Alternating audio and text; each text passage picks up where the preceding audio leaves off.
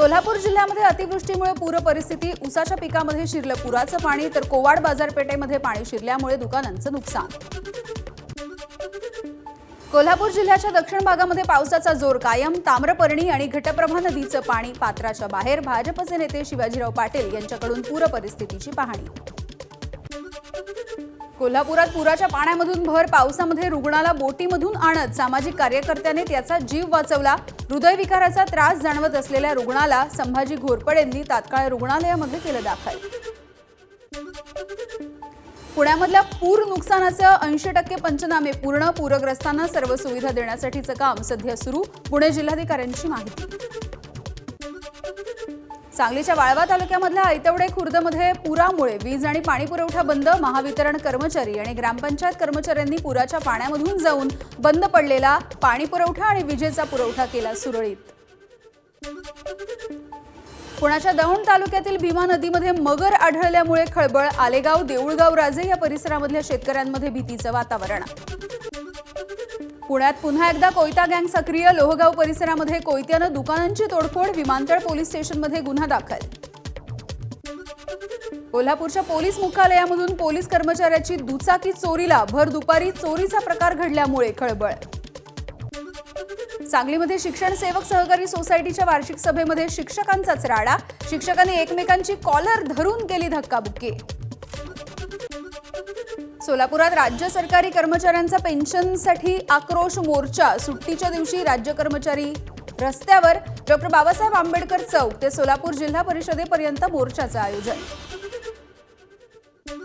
साताऱ्यामधल्या खिंडवाडी इथे एका ट्रकची दुसऱ्या ट्रकला धडक, चालकासह 2 जण जखमी। अपघाताच्या नंतर काही काळ वाहतूक विस्कळीत।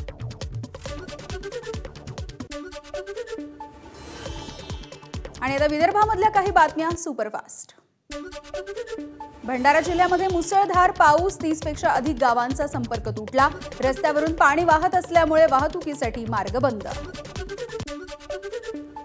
भंडारा शहरामध्ये 77 मिलीमीटर पावसाची नोंद। अनेक घरांमध्ये शिरलं पावसाचं पाणी। आठवडाभरामध्ये पुन्हा एकदा पूर परिस्थिती। वर्ध्यामध्ये ओला दुष्काळ घोषित करून शेतकऱ्यांचं कर्ज माफ करा, किसान अधिकार अभियान संघटनेची मागणी। सेलू तालुक्यामधल्या आमगावमध्ये शेतकऱ्यांची निदर्शनं।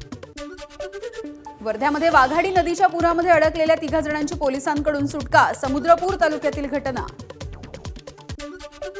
गोंदियाच्या सालेकसा तालुक्यामधील हाजरा फॉल धबधब्यावरती पर्यटकांची गर्दी। वीकेंड असल्यामुळे महाराष्ट्रासह छत्तीसगड आणि मध्य प्रदेश राज्यामधून आलेल्या पर्यटकांची गर्दी।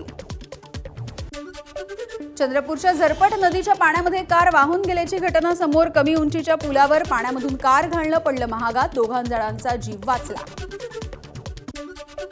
यवतमाळमध्ये 1,93,000चं बनावट खाद्यतेल जप्त। या प्रकरणी 3 जणांवरती स्थानिक गुन्हे शाखेची कारवाई। वाशिममध्ये अवैधपणे गाय आणि बैलांची तस्करी। बजरंग दलाच्या कार्यकर्त्यांनी तस्करी करणाऱ्यांना पकडलं। 22 बैल आणि एका गायीची तस्करी केली जात असल्याची माहिती। आरोपींचा शोध सुरू। गोंदियाच्या नवेगाव बांध परिसरामध्ये पुन्हा एकदा हत्तींची दहशत। हत्ती सध्या मोरगाव अर्जुनी तालुक्यामध्ये असल्याची वन विभागाची माहिती। शेतीचा हंगाम असल्यामुळे शेतकऱ्यांनी सतर्क राहण्याचं वन विभागाचं आवाहन।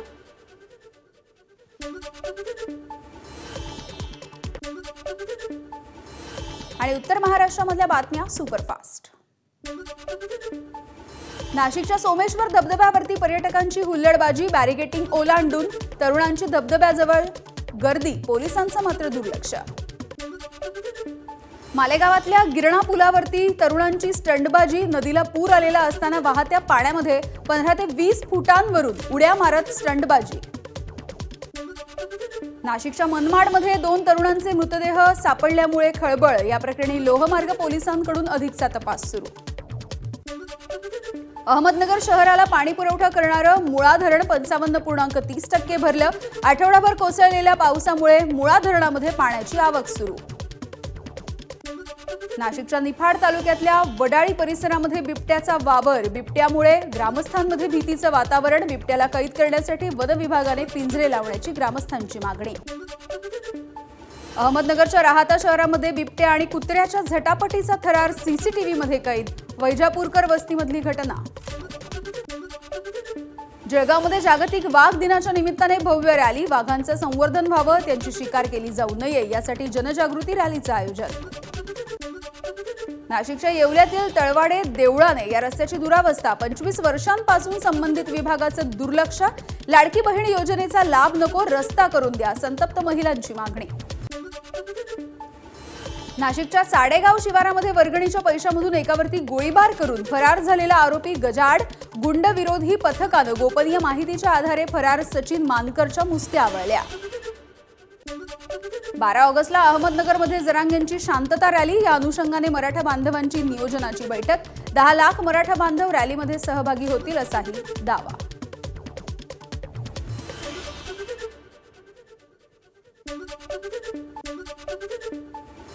आणि मराठवाड्यामधल्या बातम्या बघूयात सुपरफास्ट. नांदेड शहरातील श्रीनगर मुख्य मार्गावरती झाड कोसळलं, यावेळी रस्त्यावरून स्कूटीने जाणारे पती पत्नीसह 13 वर्षीय मुलगा जखमी. नांदेडमध्ये एका तरुणाला पुराच्या पाण्यामध्ये मोटरसायकल नेणं पडलं महागात, तरुण थोडक्यात बचावला, मोटरसायकल मात्र गेली वाहून, व्हिडिओ व्हायरल. जालना पोलिसांकडून चोरीच्या 13 मोटरसायकल जप्त, एका आरोपीला अटक. बीडच्या परळीतील तरुणाला नवस्फूर्तीच्या दिंडीमध्ये मारहाण, मनोज जरांगेंच्या प्रकृतीसाठी एका तरुणाने केला होता नवस, मारहाण करणाऱ्यावरती गुन्हा दाखल होईपर्यंत मराठा बांधवांसाठी या.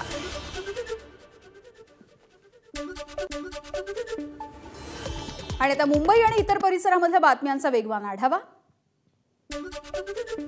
नवी मुंबईच्या सीबीडीमध्ये कोसळलेल्या 3 मजली इमारतीचा व्हिडिओ समोर. 2 दिवसांपूर्वी घडली होती घटना, दुर्घटनेमध्ये 3 जणांचा मृत्यू तर 2 जखमी. कोपर खैरणेमध्ये अत्याचार करून हत्या करण्यात आलेल्या तरुणीच्या मारेकऱ्यांना फाशी द्या, या मागणीसाठी भव्य लॉंग मार्च, हजारोंच्या संख्येने नवी मुंबईकरांचा सहभाग. नवी मुंबईच्या उरणमध्ये हत्या झालेल्या तरुणीच्या मारेकऱ्यांना अटक करण्यामध्ये पोलिसांना अद्यापही अपयश, पोलीस ठाण्यावरती संतप्त नागरिकांचा मोर्चा. मुंबईच्या पवई परिसरामध्ये खड्ड्यांच्या विरोधात मनसेचं अनोखं आंदोलन, खड्ड्यांमध्ये भात शेती करत नोंदवला निषेध, तसंच वाहन चालकांना खड्ड्यांमुळे होणाऱ्या त्रासापासून वाचवण्यासाठी पेनकिलर आणि बामचं केलं वाटप. धारावीकरांचं पुनर्वसन मुलुंडमध्ये करण्यात येऊ नये म्हणून प्रयास संस्थेकडून मुलुंड भागामध्ये आंदोलन, आंदोलनामध्ये स्थानिक मुलुंडकर मोठ्या प्रमाणावर सहभागी. वाशी हिट अँड रन प्रकरणी आरोपी सुभाष शुक्ला आणि भगवत तिवारी याला अटक. सुभाष शुक्ला हा शिकाऊ ड्रायव्हर असल्यामुळे अपघात झाल्याची माहिती. मुंबईच्या दादर परिसरामध्ये चित्रा थिएटरच्या कॅन्टीनला आग लागल्याची घटना, शॉर्ट सर्किटमुळे आग लागल्याची माहिती, आगीमध्ये कॅन्टीनचं किरकोळ नुकसान. मीरा भाईंदरमध्ये ऑटो रिक्षा आणि कारची धडक, अपघाताच्या नंतर ऑटो चालकाला मारहाण, घटना सीसीटीव्हीमध्ये कैद, मारहाण करणाऱ्याच्या विरोधामध्ये पोलीस ठाण्यात गुन्हा दाखल. 25 महिलांसोबत लग्न करून त्यांची आर्थिक फसवणूक करणाऱ्या आरोपीला नालासोपारा पोलिसांनी ठोकल्या बेड्या, वसई कोर्टाकडून आरोपी फिरोज शेखला 2 दिवसांची पोलीस कोठडी. वीज आणि पाणी जोडणी मिळाल्याचं सांगून घर आणि दुकान अधिकृत असल्याचा दावा करणाऱ्या रहिवाशांना उच्च न्यायालयाचा झटका, लाईट बिल हा अधिकृत बांधकामाचा पुरावा नाही, हायकोर्टाचा महत्त्वाचा निर्वाळा. होर्डिंग कोसळून होणाऱ्या दुर्घटना टाळण्यासाठी मुंबई पालिका लवकरच कठोर नियमावली आणणार, रस्ते, ब्रिज आणि फुटपाथवर कोणत्याही प्रकारचे होर्डिंग लावण्यासाठी बंदी घातली जाणार.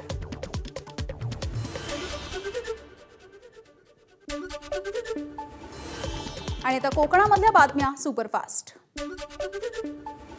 सिंधुदुर्गामधल्या वैभववाडीतील नापणे धबधब्यावरती पदपथ पूल बांधला जाणार, पुलासाठी काचेचा वापर केला जाणार असल्याची माहिती. राज्यामधला हा पहिलाच प्रकल्प. रायगडमध्ये कोलाडच्या कुंडलिका नदीवरती रिव्हर राफ्टिंगसाठी प्रचंड गर्दी, राफ्टिंगचा थरार अनुभवण्यासाठी हजारो पर्यटक दाखल. कोकणामध्ये जाणाऱ्यांसाठी पश्चिम रेल्वेच्या 6 विशेष गाड्या, आजपासून तिकिटांच्या आरक्षणाला सुरुवात. सिंधुदुर्गाच्या दोडा मार्गामधील तिलारी धरण 90% भरलं, धरणामधून 4,39,000 क्युसेक्सनं तिलारी नदीमध्ये पाण्याचा विसर्ग, नदीकाठावरच्या गावांना सतर्क राहण्याच्या सूचना.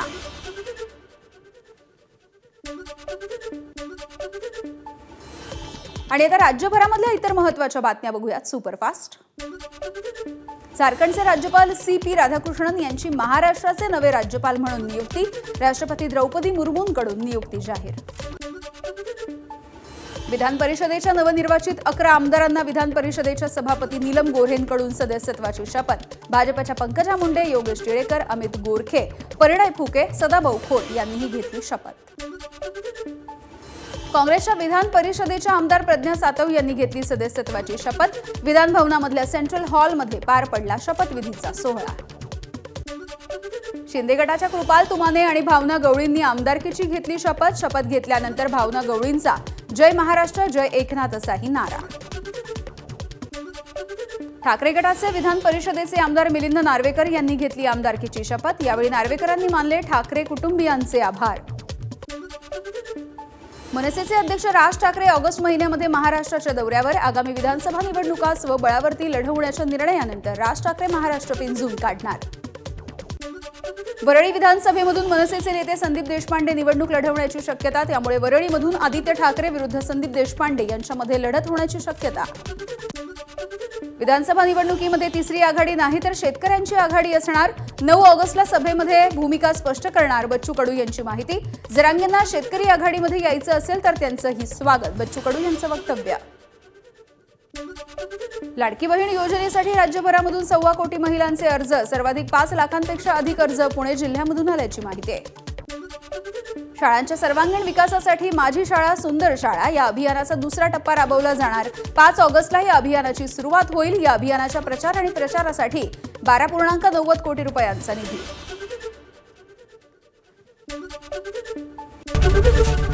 एबीपी माझा, उघडा डोळे बघा नीट।